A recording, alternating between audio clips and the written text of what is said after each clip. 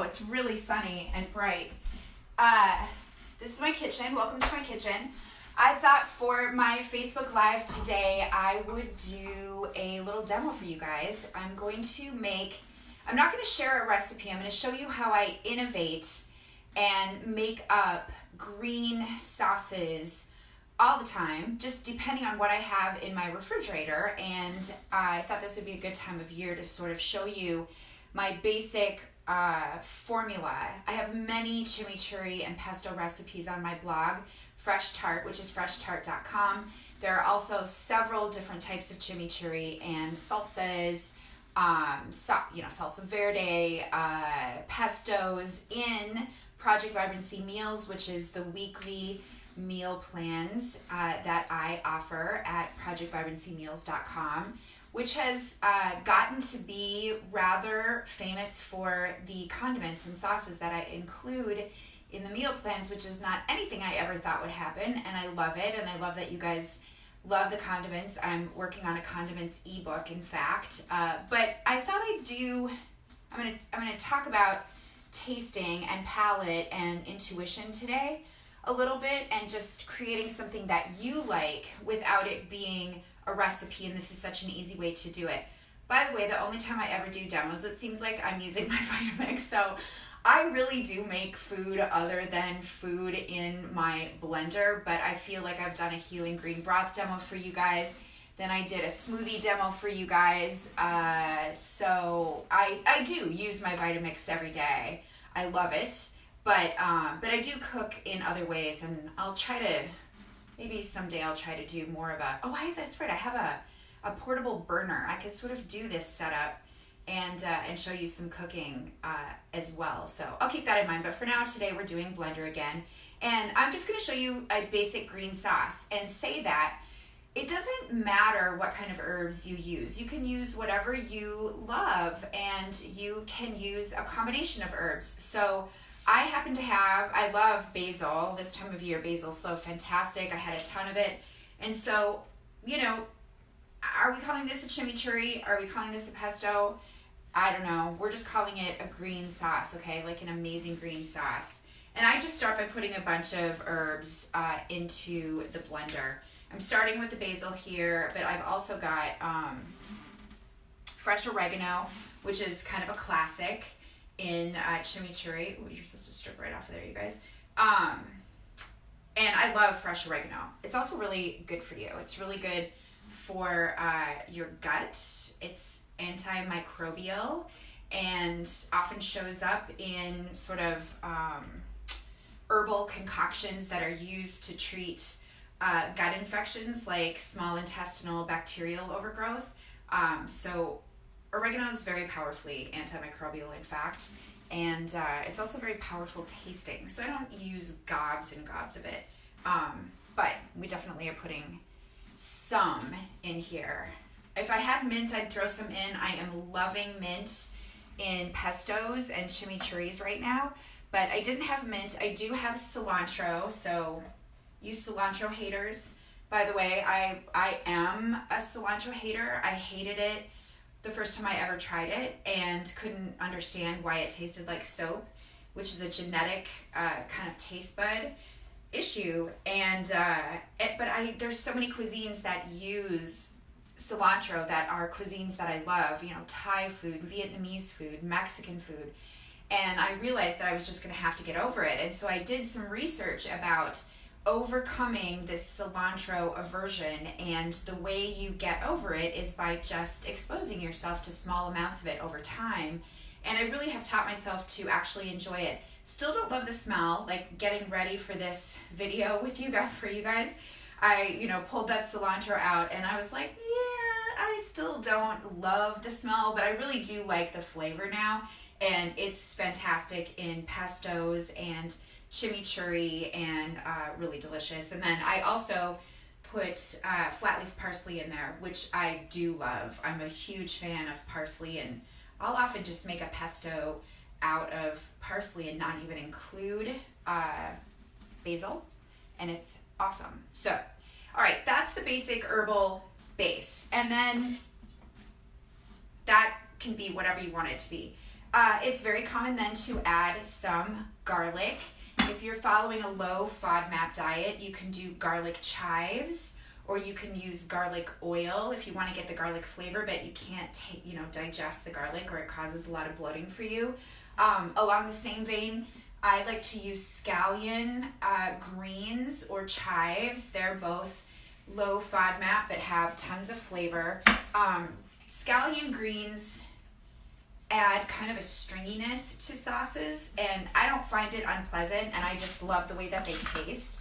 But sometimes you might not want to put, make a whole sauce just out of scallion greens if you're pureeing in the blender. They've just got kind of a stringiness to them that even the blender has a hard time totally eliminating. And then I like to add heat. So this is a jalapeno. This is not autoimmune protocol compliant, but if I were wanting some heat and I was keeping this completely AIP, then I would use ginger. And ginger is awesome in these types of sauces. I'm just gonna go ahead and use a little bit of jalapeno without the seeds. I just sort of cut it around the outside because I want some heat, but I don't want this particular sauce to be absolutely blasting with heat. And I didn't taste this chili yet. It's the kind of thing that you can just add more if you need, but I usually kind of start small. It's safe to assume that in the summertime, chilies are hotter than they are in the winter where they're not in season, and you know how things that aren't in season don't have as much flavor, so that can be true with chilies too. Sometimes I'll buy a jalapeno and it literally just tastes like a green pepper, and that's usually in the winter time, so keep that in mind. And then I always add some acid. So if you don't have lemon or you don't have lime, both are great in these types of green sauces, you can add some vinegar. It can be balsamic, it can be, if you're doing kind of an Asian sort of profile, you can do rice wine vinegar. I had lemon, so I'm going to use that for today, and I like quite a lot of it actually. So we're going to use, this is almost a whole lemon. Whoops, I sprayed myself. Just a tip on buying lemons, which I'm sure you know just from experience, but sometimes the grocery store just has these lemons that are gargantuan and they tend not to be very juicy. So I always look for the smaller lemons, and then if they have Meyer lemons, not because it's my name, but because they have very thin skin and they're super juicy, and they're not sweet, but they have a little bit more sweetness to them. They're so lovely, and they work out great when you really want something that's really juicy. But this was just a regular lemon, one that wasn't too big. And then of course, salt is a huge ingredient in a sauce like this, and I usually salt pretty generously. And then oil. I'm just using California olive ranch, their everyday oil. I think it's kind of a blend. And I do a lot because this is going to be an oily sauce for me. And then I usually add a little water. So that's kind of, I'm not going to start out by adding water. I'll just use it if it needs some thinning. And it also adds a really nice texture, and it changes the flavor. And chimichurris that have kind of that salt water base are sometimes some of my favorite. If you look up Francis Mallmann, the famous Argentinian chef, his basic chimichurri recipe is based on very salty water. And the first time I made it, I just couldn't imagine, how is this going to work? And of course, it's incredibly delicious. And ever since then, I'm very happy to include a little water when I'm making a pesto or I'm making a chimichurri and it needs a little bit of loosening up, but I don't want to be adding any more acid. So what we've done so far, just to recap, we've got an assortment of herbs that are friendly with each other. You could have added mint, you could have added chervil, there could be fresh thyme, just whatever your favorite herbs are. Arugula is great in sauces like this. I love arugula, kind of chimichurris, probably not classic, but very delicious. And then, some sort of aromatics, garlic, of course. If you noticed, I only put 2 cloves of garlic in here. Some chimichurri recipes have tons and tons of garlic, and I just don't want it to be that overpowering. I like a hint of garlic in there. And then I like to add a little bit of scallion greens too, because I like that little bit of oniony flavor. Even putting shallot in here would maybe be too oniony, but so doing these greens or doing some chives would have been great. And then, so that's the herbal component. Then there's the heat component. I used jalapeno, but you could also use ginger if you're following the autoimmune protocol, and if you love ginger, which I do, and it's great in sauces like this. And then some sort of acid. So I chose lemon, lime would be great, and then or some sort of vinegar would be fantastic, just depending on kind of what other herbs you're working with. Salt is very important. I would add pepper, but it's over there and I'm not going to grab it right now, but I just like the taste of black pepper. And then I did oil. So this is where I'm going to start, and then from here there's going to be some tasting going on, and this is where you can start to customize it and sort of make it your own. Hold on while I blend.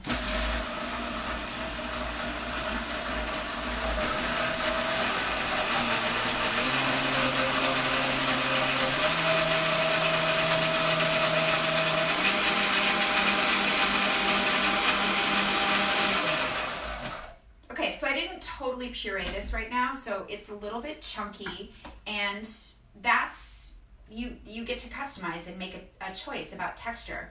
I added a good amount of oil, so it's pretty loose, and I had enough lemon in there too. So for now, I don't think I'm adding water, but we'll see. I'm just gonna taste it and see what kind of track I'm on with salt. That's really delicious. It needs more salt, but it's really good. It's really lemony. By the way, if you want to have a creamy quality to it, you can add a little mayonnaise or a little yogurt, or if you're AIP, you could add avocado, and that, you know, can add a creaminess and make it more of kind of a green goddess sort of a feel, or a creamier type of sauce that you might want to use on tacos. So that can be sort of another element that you can add to it and experiment. So this is going to be your signature green condiment by the time you're done with this.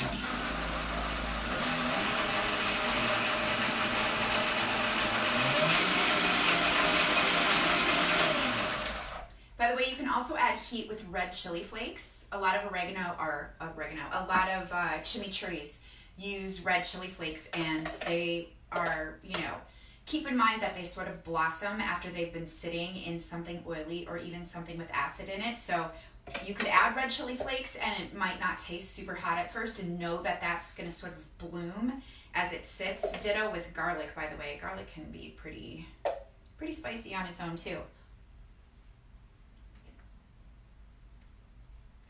I think that tastes actually really perfect.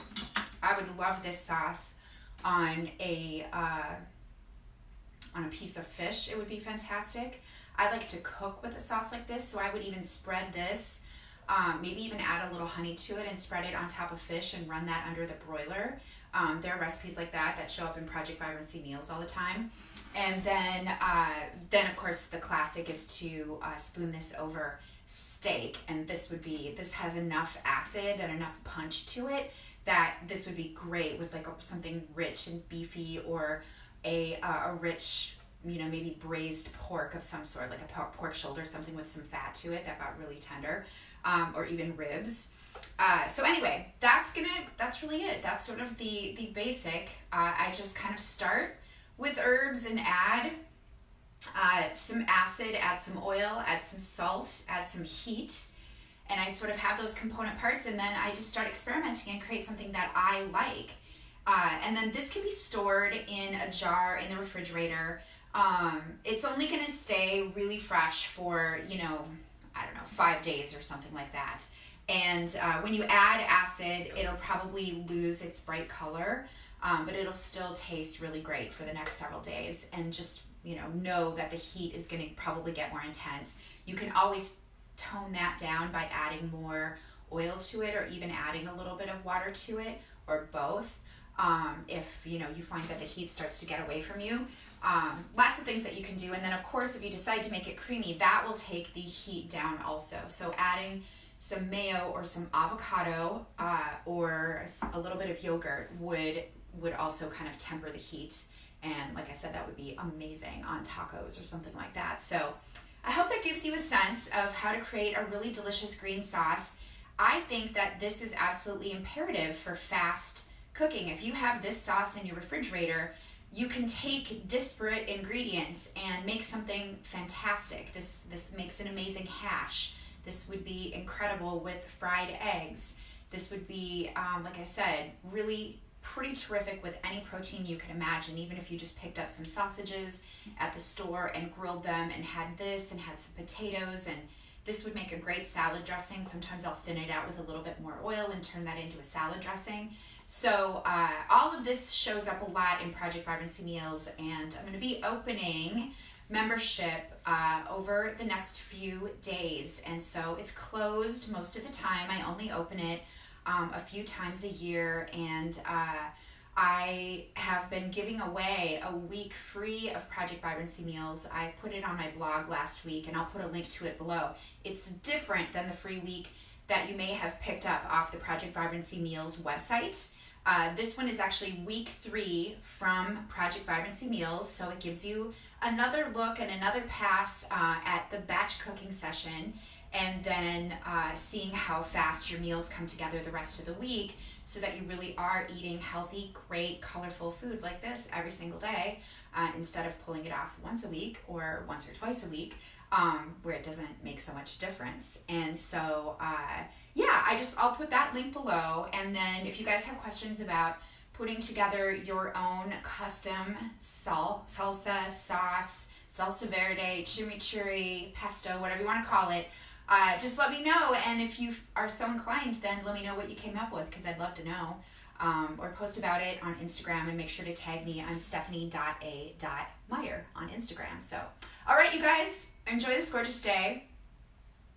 I have yet to be outside, and standing in front of this window is making me want to go for a walk really badly. So I'll probably clean this up and head out. So I hope you have a fantastic evening, and I will be back next week. Take care, you guys. Bye. And bear with me while I have to squint and turn this off. Okay, bye.